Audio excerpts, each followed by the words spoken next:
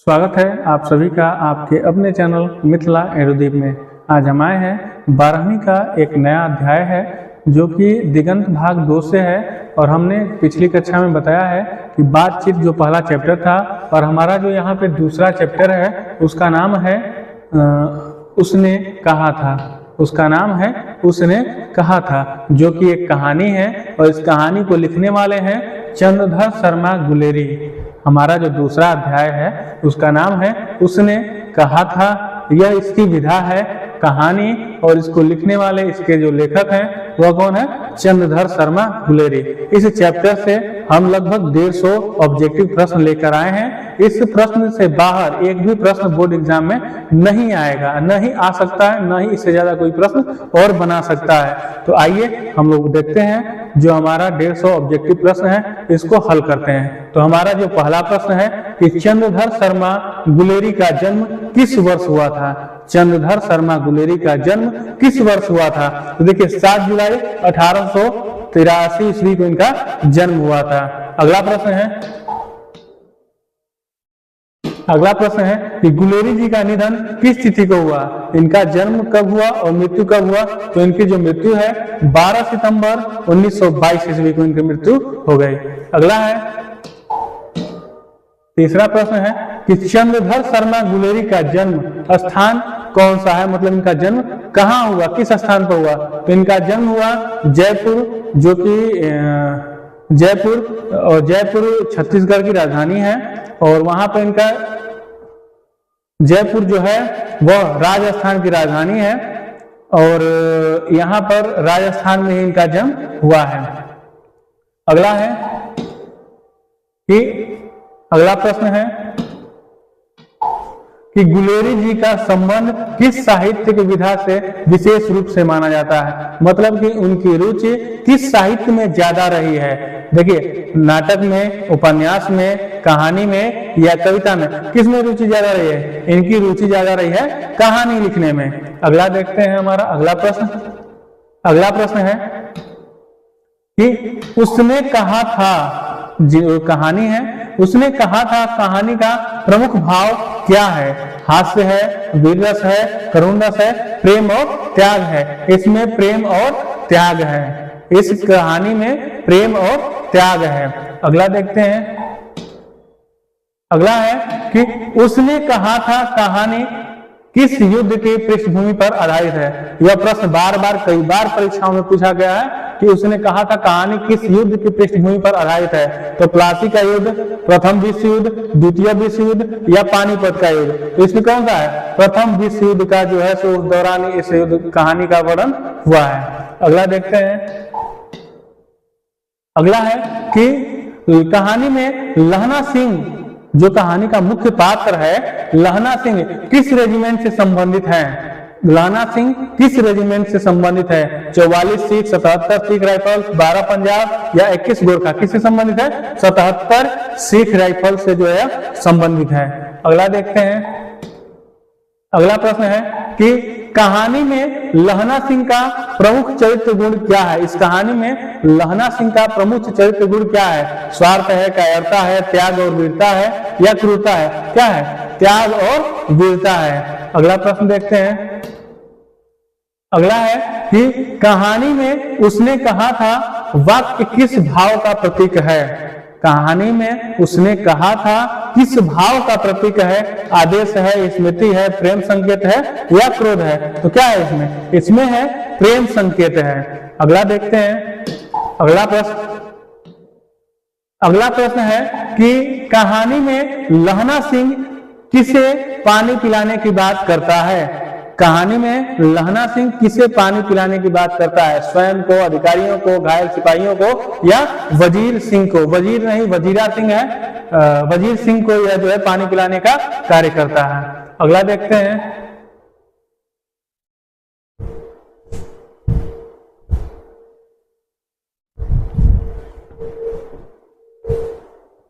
अगला है हमारा कि कहानी में स्त्री पात्र किस रूप में आती है? कहानी में जो स्त्री पात्र है वह किस रूप में आती है? नाम से, प्रतीक के रूप में, स्मृति और संवाद के रूप में, या पत्र के माध्यम से? किस रूप में आती है? स्मृति और संवाद के माध्यम से। इसमें मतलब उसकी यादें, इससे जो संबंधित जुड़ी पहले बात हुई थी उस बात को दोहराया गया है, यह है। अगला है प्रश्न कि उसने कहा था कहानी की शैली क्या है? उसने कहा था कहानी की शैली क्या है? आत्मकथात्मक है, वर्णनात्मक है, यथार्थवादी है, या अलंकारवादी है? कैसा है? यह यथार्थवादी है। कोई भी कहानी कविता हमेशा यथार्थवादी ही रहता है। अगला देखते हैं। अगला है कि अगला प्रश्न है, अगला प्रश्न है कि गुलेरी जी को किस भाषा का विशेष ज्ञाता माना जाता है? जो चंद्रधर शर्मा गुलेरी हैं उनको किस भाषा का विशेष ज्ञाता माना जाता है? केवल हिंदी का, केवल संस्कृत का, हिंदी और संस्कृत का? तो क्या माना जाता है? हिंदी और संस्कृत का इनको ज्ञाता माना जाता है। अगला प्रश्न देखते हैं। अगला प्रश्न है कि उसने कहा था कहानी का अंतिम अंत किस रस में होता है? इस कहानी का अंतिम जो कहानी का अंतिम रूप है वह किस रस में होता है? हास्य रस में, करुण रस में, शांत रस में, या रौद्र रस में? किस में होता है? करुण रस में होता है। रोना धोना लगा रहता है उस अंत में। अगला देखते हैं। अगला है ये लहना सिंह का बलिदान किस मूल्य को स्थापित करता है? लहना सिंह का जो वरदान है वह किस मूल्य को स्थापित करता है? मित्रता को, देशभक्ति को, निस्वार्थ प्रेम को, या प्रतिशोध को? किसको स्थापित करता है? निस्वार्थ प्रेम को। अगला देखते हैं।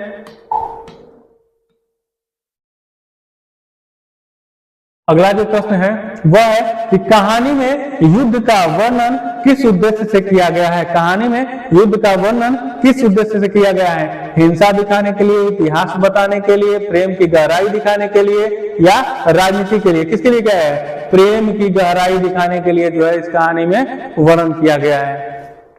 अगला देखते हैं। अगला है प्रश्न कि उसने कहा था कहानी पत्रिका में किस पत्रिका में प्रकाशित हुई? उसने कहा था कहानी किस पत्रिका में प्रकाशित हुई? सरस्वती में, इंदु में, हिंदी प्रदीप में, या सरस्वती में? किसमें हुई?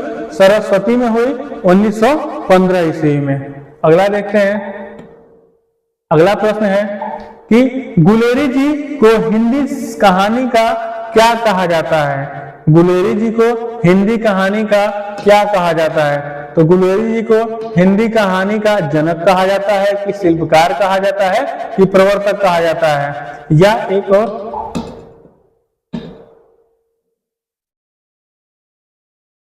इनको देखिए प्रवर्तक ही कहा जाता है, और प्रवर्तक कहीं कहा जाता है, कहीं कहा जाता है कि ये जो है शिल्पकार भी है, कहीं कहा जाता है जनक है। लेकिन इस कहानी के अनुसार, उसने कहा था कहानी के अनुसार इनको जो है सो क्या कहा जाता है? आधुनिक हिंदी कहानी का आधार स्तंभ कहा जाता है। जो आधुनिक हिंदी लिखी जाती है उस कहानी का आधार स्तंभ कहा जाता है इनको। अगला देखते हैं। अगला है प्रश्न कि कहानी में संवादों की भाषा कैसी है? कहानी में जो संवाद हुए हैं, बातचीत हुआ है, उसकी भाषा कैसी है? संस्कृत निष्ठ है, फारसी निष्ठ है, या बोलचाल की सजीव भाषा है, या क्लिष्ट है? क्या है? बोलचाल की सजीव भाषा है इसमें, इस कहानी में। अगला प्रश्न है। अगला है कि उसने कहा था कहानी किस प्रकार की प्रेम कथा है? उसने कहा था कहानी किस प्रकार की प्रेम कथा है? मिलन की है, विरह की है, त्यागमयी प्रेम कथा की है, या कल्पनात्मक की है? तो क्या है? त्यागमयी प्रेम कथा की है यह कहानी। अगला देखते हैं। अगला है लहना सिंह किस सामाजिक वर्ग से है? लहना सिंह किस सामाजिक वर्ग से है? तो जमींदार है, व्यापारी है, सैनिक वर्ग से है, या ब्राह्मण है? तो क्या है? सैनिक है। लहना सिंह ही इस उसने कहा था कहानी का प्रमुख पात्र है, तो क्या है? सैनिक वर्ग से है। अगला देखते हैं। अगला हमारा है कि कहानी में फ्लैशबैक तकनीक का प्रयोग किस लिए हुआ है? कहानी में फ्लैशबैक कहानी का फ्लैशबैक तकनीक का प्रयोग किस लिए हुआ है? कहानी को बढ़ाने के लिए, स्मृतियों को जोड़ने के लिए, या पात्र को बढ़ाने के लिए? तो देखिए इसमें स्मृतियों को जोड़ने के लिए। फ्लैशबैक का मतलब होता है पहले की चीजों को फिर आज के युग में जोड़ना, पहले के समय की बातों को आज के समय में जोड़ना, ये होता है फ्लैशबैक। अगला देखते हैं। अगला है कि गुलेरी जी की भाषा की विशेषता क्या है? गुलेरी जी की भाषा का विशेषता क्या है? आडंबरपूर्ण है, सरल और प्रभावी है, अलंकारिक है, या दुरु है? क्या है? सरल और प्रभावी इनकी भाषा है। अगला देखते हैं। अगला है कि कहानी में बाल्यकाल की घटना किस स्थान से जुड़ी है? कहानी में बाल्यकाल की घटना, जो घटना जुड़ी है बचपन में, वह कहां से जुड़ी है, किस स्थान से जुड़ी है? दिल्ली से जुड़ी है, अमृतसर से जुड़ी है, गरीबानों की गली से जुड़ी है, या लाहौर से जुड़ी है? तो कहां से जुड़ी है? गरीबानों की गली से जुड़ी है कहानी। अगला है, अगला प्रश्न है कि लहना सिंह किस भावना से प्रेरित होकर वजीर सिंह को बचाता है? लहना सिंह किस भावना से प्रेरित होकर वजीर सिंह को बचाता है? मित्रता से, आदेश से, प्रेम और स्मृति से, या भय से? किससे बचाता है? प्रेम और स्मृति से। अगला देखते हैं। अगला है कि उसने कहा था कहानी का केंद्रीय तथ्य क्या है? केंद्रीय तथ्य क्या है? युद्ध है, समाज है, त्यागमय और प्रेम का कर्तव्य है, या राजनीतिक है? क्या है? त्यागमय, प्रेम और कर्तव्य है इस कहानी का मूल केंद्रीय तथ्य। अगला देखते हैं। अगला है कि गुलेरी जी का साहित्य किस युग से संबंधित है? गुलेरी जी का साहित्य किस युग से संबंधित है? भक्ति काल से संबंधित है, कि रीति काल से संबंधित है, कि द्विवेदी युग से संबंधित है, कि छायावादी युग से संबंधित है? किससे संबंधित है? द्विवेदी युग से यह संबंधित है। अगला देखते हैं। अगला है कि कहानी में स्त्री पात्र नाम क्यों नहीं दिया गया है? कहानी में जो स्त्री पात्र है उसका नाम क्यों नहीं दिया गया है? तो भूलवश, की प्रतीकात्मकता के लिए, या सामाजिकरण के लिए, या लेखक की कमी है? तो किसके लिए दिया है? प्रतीकात्मकता के लिए इस कहानी में जो है महिला जो पात्र है उसका नाम नहीं दिया गया है। अगला देखते हैं। अगला प्रश्न है कि कहानी में सैनिक की मनोस्थिति किससे प्रकट होती है? कहानी में सैनिक की मनोस्थिति किससे प्रकट होती है? वर्णन से, संवाद से, क्रियाकलाप से, या सभी से? इसमें देखिए वर्णन से भी होती है, संवाद से भी होती है, क्रियाकलाप से, इसलिए ये सभी, इन सभी से जो है मनोस्थिति पैदा होती है। अगला देखते हैं। अगला है कि उसने कहा था कहानी की सबसे बड़ी विशेषता क्या मानी जाती है? उसने कहा था कहानी की सबसे बड़ी विशेषता क्या मानी जाती है? लंबाई, घटनाएं, भावात्मक गहराई, या हास्य? क्या मानी जाती है? भावात्मक गहराई। अगला देखते हैं। अगला है कि गुलेरी जी ने किस विश्वविद्यालय से शिक्षा प्राप्त की? गुलेरी जी ने किस विश्वविद्यालय से शिक्षा प्राप्त की? इलाहाबाद से, कलकत्ता से, या दिल्ली से? किसे प्राप्त की? कलकत्ता से इन्होंने जो है उच्च शिक्षा प्राप्त की। अगला देखते हैं। अगला है कि कहानी का शीर्षक उसने कहा था किस तत्व को दर्शाता है? आदेश को, संवाद को, स्मृति और प्रतिज्ञा को, या प्रश्न को? किसको दर्शाता है? स्मृति और प्रतिज्ञा को दर्शाता है यह। अगला देखते हैं। अगला प्रश्न है कि लहना सिंह की मृत्यु किस रूप में चित्रित है? लहना सिंह की मृत्यु किस रूप में चित्रित है? अचानक, भयावह, शांति वीर गति, या रहस्यमय? तो शांति वीर गति। अगला देखते हैं। अगला है कि कहानी में देशभक्ति किस रूप में आती है? कहानी में देशभक्ति किस रूप में आती है? तो भाषण में, नारे में, कर्तव्य और पालन के माध्यम से, या उपदेश से? किससे आती है? कर्तव्य पालन के माध्यम से जो है सो देशभक्ति आती है। अगला है कि गुलेरी जी किस विषय के अध्यापक थे? जो गुलेरी थे, चंद्रशेखर शर्मा गुलेरी थे, वह किस विषय के अध्यापक थे? हिंदी के, इतिहास के, संस्कृत और दर्शन के या राजनीति के? किसके अध्यापक थे? संस्कृत और दर्शन के अध्यापक थे। अगला देखते हैं।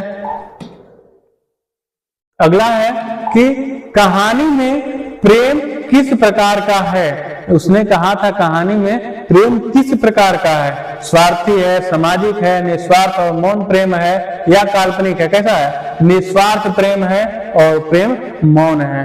अगला देखते हैं। अगला है कि उसने कहा था कहानी किस दृष्टि से ऐतिहासिक है? उसने कहा था कहानी किस ऐतिहासिक दृष्टिकोण से ऐतिहासिक है? भाषा से, शैली से, प्रथम विश्व युद्ध के चित्रण से या पात्र से? प्रथम विश्व युद्ध के चित्रण से जो है कहानी ऐतिहासिक है। अगला देखते हैं। अगला है कि कहानी का सबसे मार्मिक क्षण कौन सा है? उसने कहा था कहानी में सबसे मार्मिक चित्र कौन सा है? युद्ध आरंभ से, बचपन की मुलाकात से, लहना सिंह का बलिदान या युद्ध समाप्ति? क्या है? लहना सिंह का बलिदान। अगला देखते हैं। अगला है कि गुलेरी जी की रचनाओं की संख्या सीमित क्यों है? गुलेरी जी की रचनाओं की संख्या सीमित क्यों है? अल्पायु के चलते, शोध कार्य के चलते, गुणवत्ता पर बल या रुचि की कमी? तो किस पे? गुणवत्ता पर इन्होंने बल दिया है, जिसके कारण इनकी रचना कम हुई है। आगे देखते हैं। अगला प्रश्न है कि कहानी में संवाद शैली कैसी है? कहानी में संवाद शैली कैसी है? औपचारिक है, नाटकीय है, स्वाभाविक और प्रभावी है या संस्कृत निष्ठ है? तो क्या है? स्वाभाविक और प्रभावी है पूरी तरह से। अगला देखते हैं। अगला है कि उसने कहा था कहानी का मूल संदेश क्या है? युद्ध बुरा है, प्रेम अमर है, त्याग सर्वोच्च है या समाज कठोर है? क्या है? त्याग सर्वोच्च है। अगला देखते हैं। अगला प्रश्न है कि कहानी में समय क्रम कैसा है? इस कहानी में समय क्रम कैसा है? सीधा है, उल्टा है, मिश्रित है या स्पष्ट है? तो क्या है? मिश्रित है। पहले की अतीत की घटनाओं को वर्तमान से जोड़ा गया है। आगे देखते हैं। अगला प्रश्न है कि गुलेरी जी किस आंदोलन के अप्रत्यक्ष रूप से जुड़े माने जाते हैं? किस आंदोलन से इन्होंने अप्रत्यक्ष रूप से जुड़े हुए थे? क्षयवादी, राष्ट्रीय चेतना, प्रगतिवाद या प्रयोगवाद? किससे जुड़े थे? राष्ट्रीय चेतना से जो है अप्रत्यक्ष रूप से जुड़े हुए थे। अगला देखते हैं। अगला है कि कहानी में स्त्री पात्र किसका प्रतीक है? कहानी में स्त्री पात्र जो है किसका प्रतीक है? समाज का, राष्ट्र का, प्रेम और प्रेरणा का? किसका प्रतीक है? प्रेम और प्रेरणा का प्रतीक है। अगला देखते हैं। अगला है कि लहना सिंह का चरित्र चित्र किस प्रकार विकसित होता है? लहना सिंह का चरित्र चित्र किस प्रकार विकसित होता है? स्थिर है, नकारात्मक है, भावनात्मक रूप से परिपक्व है या हास्यपूर्ण है? क्या है? भावनात्मक रूप से परिपक्व है। अगला देखते हैं। अगला प्रश्न है कि उसने कहा था कहानी का शिल्प कैसा है? उसने कहा था कहानी का शिल्प कैसा है? जटिल है, सरल है, सघन और कसावदार है या ढीला है? कैसा है? सघन और कसावदार है। आगे देखते हैं।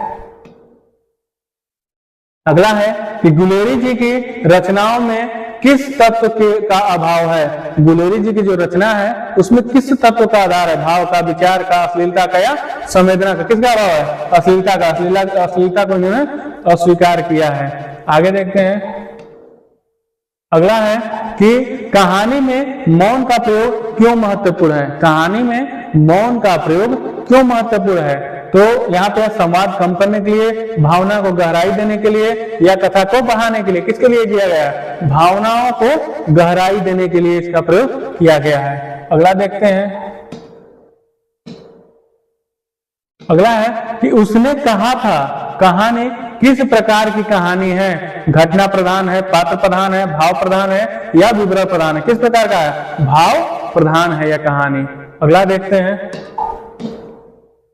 अगला है कि गुलेरी जी का हिंदी साहित्य में अस्थाई योगदान क्या है? हिंदी साहित्य में इनका अस्थाई योगदान क्या है? उपन्यास है, नाटक है, आधुनिक कहानी को दिशा देना है या आलोचना करना? क्या है? आधुनिक कहानी को दिशा देना इनका का बहुत बड़ा योगदान रहा है। अगला देखते हैं। अगला है कि उसने कहा था कहानी में लहना सिंह किस मानसिक द्वंद से गुजरता है? उसने कहा कहानी में लहना सिंह किस मानसिक द्वंद से गुजरता है? भय और साहस से, प्रेम और कर्तव्य से, क्रोध और शांति से, लोभ और त्याग से? किससे होता है? प्रेम और कर्तव्य से जो है सो जुड़ा रहता है, उसी स्थिति से द्वंद से गुजरता है। अगला है कि कहानी में युद्ध भूमि का वर्णन किस उद्देश्य से किया गया है? कहानी में युद्ध भूमि का वर्णन किस उद्देश्य से किया गया है? रोमांच पैदा करने के लिए, ऐतिहासिक तथ्य देने के लिए, पात्र के त्याग को उभारने के लिए या वातावरण विस्तार के लिए? किसके लिए दिया गया है? यहाँ पर पात्र त्याग को उभारने के लिए, जो लहना सिंह का बलिदान है उसको उभारने के लिए जो है सो इसका उपयोग किया गया है। अगला देखते हैं। अगला है कि लहना सिंह के चरित्र की सबसे सूक्ष्म विशेषता क्या है? सबसे छोटी विशेषता क्या है? और आत्म प्रशंसा, मौन में प्रेम निभाना, क्रोध या निराशा? क्या है? मौन में प्रेम निभाना। अगला देखते हैं। अगला जो है, अगला है कि कहानी में बचपन की स्मृति किस तकनीक से आई है? कहानी में बचपन की स्मृति किस तकनीक से आई है? तो क्या है? प्रतीक से, संवाद से, फ्लैशबैक से या वर्णन से? किससे आई है? फ्लैशबैक से आई है। अगला देखते हैं। अगला है कि गुलेरी जी की कहानियों में किस तत्व का संतुलन दिखाई देता है? गुलेरी जी की कहानियों में किस तत्व का संतुलन दिखाई देता है? कल्पना और यथार्थ का, हास्य और व्यंग का, रोमांच और चमत्कार का, नीति और उपदेश का? किसका देता है? कल्पना और यथार्थ का। अगला देखते हैं। अगला प्रश्न है कि उसने कहा था कहानी में प्रेम किस रूप में अभिव्यक्त है? शब्दों में, वादों में, बलिदान में या मिलन में? किसमें है? बलिदान में। अगला देखते हैं। अगला है कि कहानी का आरंभ किस प्रकार होता है? कहानी का आरंभ किस प्रकार होता है? युद्ध से होता है, संवाद से होता है या स्मृति से होता है या सामान्य परिचय से होता है? तो किससे होता है आरंभ कहानी में? सामान्य परिचय से। अगला देखते हैं। अगला है कि लहना सिंह की वीरता किस क्षण चरम पर पहुंचती है? लहना सिंह की वीरता किस क्षण चरम पर पहुंचती है? जब वह गोली चलाता है, जब वह आदेश देता है, जब वह स्वयं की परवाह छोड़ देता है, जब वह घायल होता है? तो जब वह स्वयं की परवाह छोड़ देता है तब जो है सो उसका वीरता का सबसे उच्चतम बिंदु रहता है। अगला है कि कहानी में स्त्री पात्र की भूमिका क्या है? कहानी में स्त्री पात्र की भूमिका क्या है? कथानक का, सहायक का, प्रेरक शक्ति का या विरोधी पात्र? तो किसकी है? प्रेरक शक्ति का हमेशा स्त्री पात्र काम कर रही है। अगला देखते हैं। अगला है कि उसने कहा था कहानी किस व्यक्ति से मौलिक मानी जाती है? विषय से, शिल्प से, भाव और प्रस्तुति दोनों से या भाषा से? किससे मानी जाती है? भाव और प्रस्तुति दोनों से। अगला देखते हैं। अगला है कि गुलेरी जी के साहित्य में राष्ट्रीय चेतना किस रूप में है? गुलेरी जी के साहित्य में राष्ट्रीय चेतना किस रूप में है? प्रत्यक्ष रूप से, उपदेश में, कर्तव्य बोध और त्याग में? कर्तव्य बोध और त्याग में। अगला देखते हैं। अगला है कि कहानी में संवादों की संख्या सीमित क्यों है? कहानी छोटी है, भाव में अधिक प्रभावी है, भाव मौन में अधिक प्रभावी है। इसका उत्तर ये है। अगला है उसने कहा था कहानी का वातावरण कैसा है? हास्यपूर्ण है, रोमांटिक है, गंभीर और मार्मिक है। क्या है? गंभीर और मार्मिक है। अगला देखते हैं कि लहना सिंह के त्याग का प्रतिफल क्या है? यश है, पुरस्कार है, आत्मिक संतोष और वीर गति है। आत्मिक संतोष और क्या है? वीर गति है। अगला देखते हैं। अगला है कि कहानी में प्रेम का स्वरूप कैसा है? सामाजिक है, पारिवारिक है, एक तरफा लेकिन गहन है, अस्थायी। एक तरफा लेकिन गहन है।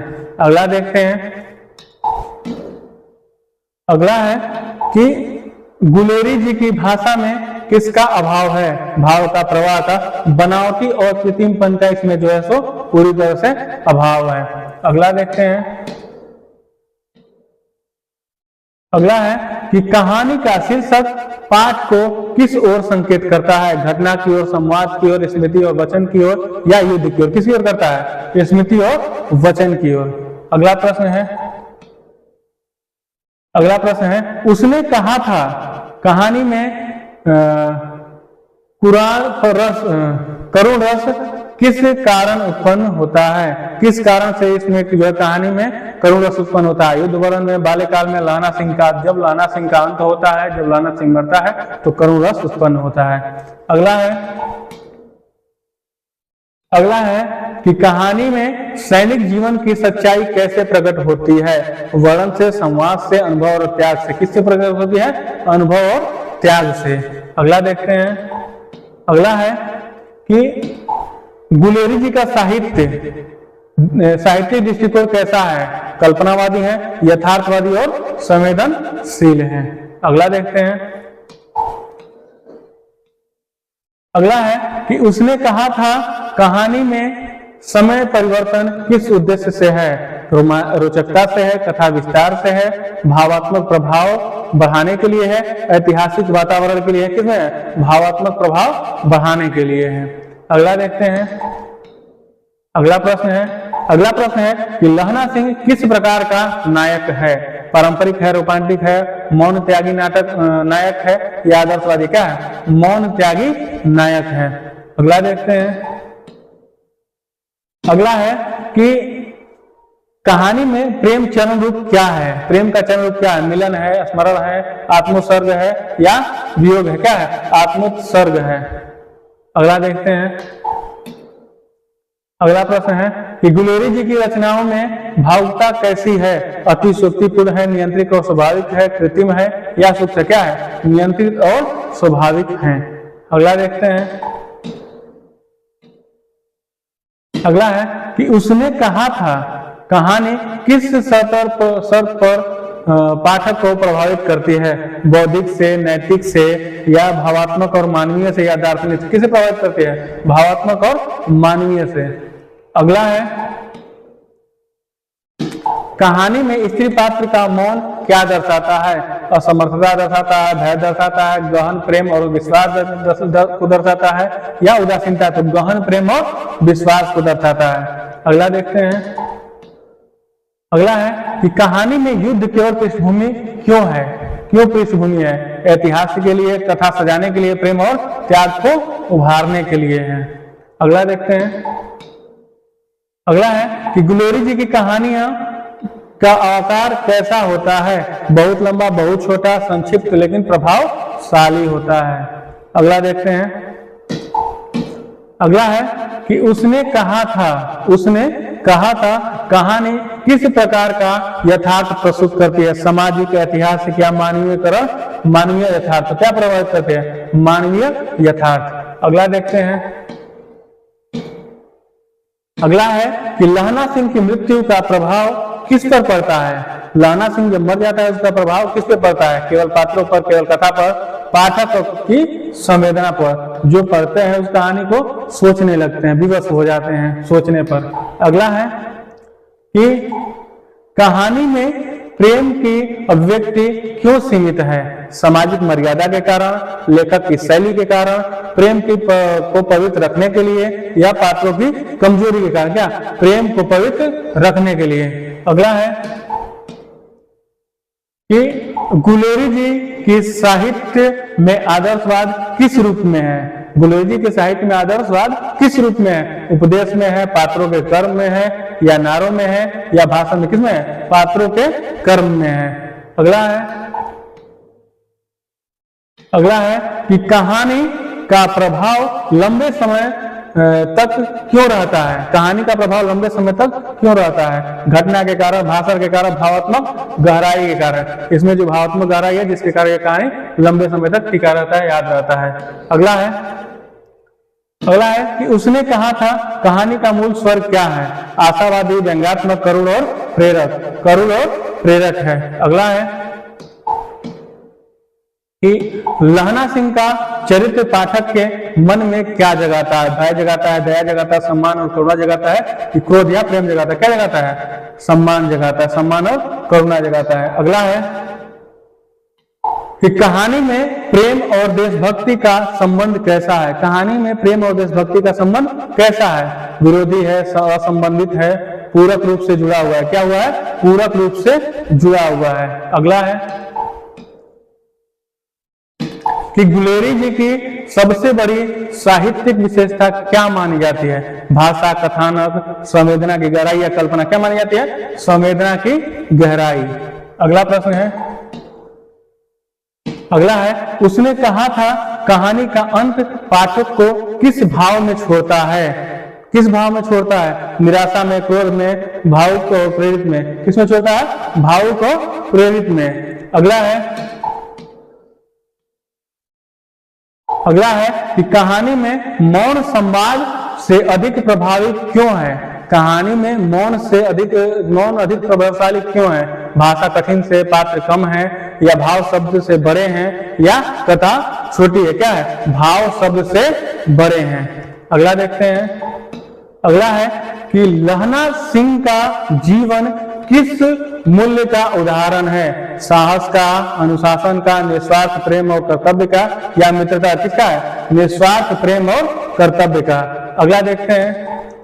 अगला है कि गुलेरी जी की रचनाएं आज भी प्रासंगिक क्यों है? ऐतिहासिक कारण, भाषा का, मानवीय मूल्यों का कारण, या पाठ्यक्रम का कारण? किसका है? मानवीय मूल्यों का कारण। अगला देखते हैं। अगला है कि कहानी में प्रेम की सबसे बड़ी परीक्षा कौन सी है? कहानी में प्रेम की सबसे बड़ी परीक्षा कौन सी है? दूरी है, समाज है, या आत्म बलिदान है, या समय है? तो क्या है? आत्म बलिदान है। इसमें आत्म बलिदान है प्रमुख। अगला देखते हैं। अगला है कि उसने कहा था कहानी किस प्रकार की प्रेरणा देती है? युद्ध की, राजनीति के, त्याग और कर्तव्य पलायन की, या विद्रोह की? किसकी देती है? त्याग और कर्तव्य पालन की। अगला देखते हैं। अगला है कि गुलेरी जी की रचनाओं में भावनाओं की प्रस्तुति कैसी है? तीव्र है, संयमित और सीधी है, अतिरंजित है, या सूक्ष्म? कैसे है? संयमित और सीधी है। अगला है कि कहानी में प्रेम और अमर किससे बनाया है? कहानी में प्रेम को अमर किससे बनाया है? स्त्री पात्र से, सामाजिक से, लहना सिंह का बलिदान से, या युद्ध से? किससे बनाया? लहना सिंह के बलिदान से। अगला है कि उसने कहा था कहानी का प्रमुख शिल्प तत्व कौन सा है? वर्णन है, प्रतीक है, या फ्लैशबैक और मौन है, या उपदेश है? क्या है? फ्लैशबैक और मौन है। अगला है कि लहना सिंह का चरित्र किस श्रेणी में रखा जा सकता है? आदर्शवादी, यथार्थवादी, आदर्श यथार्थ का समन्वय, या काल्पनिक? किसमें रखा जाता है? आदर्श यथार्थ का समन्वय। अगला देखते हैं। अगला है कि कहानी में प्रेम और युद्ध का संयोजन क्यों है? रोचकता के लिए, इतिहास के लिए, प्रेम की महानता दिखाने के लिए या कथा बढ़ाने के लिए? प्रेम की महानता दिखाने के लिए। अगला देखते हैं। अगला है कि गुलेरी जी हिंदी कहानी में किस परिवर्तन के प्रतीक हैं? मनोरंजन के, भावुकता के, आधुनिक संवेदनशीलता के या रोमांच के? किसके हैं? आधुनिक संवेदनशीलता के। अगला प्रश्न है कि उसने कहा था कहानी का अंतिम प्रभाव क्या है? अंतिम प्रभाव क्या है? दुख है, भय है, करुणा के साथ सम्मान की भावना है या निराशा? क्या है? करुणा के साथ सम्मान की भावना है। अगला है कि उसने कहा था कहानी में प्रेम किस अवस्था में चरम पर पहुंचता है? उसने कहा था कहानी में प्रेम किस अवस्था पर चरम पर पहुंचता है? तो इसका विकल्प है कि स्मृति में, संवाद में, आत्मोत्सर्ग में या मिलन में? किसमें होता है? आत्मोत्सर्ग में। अगला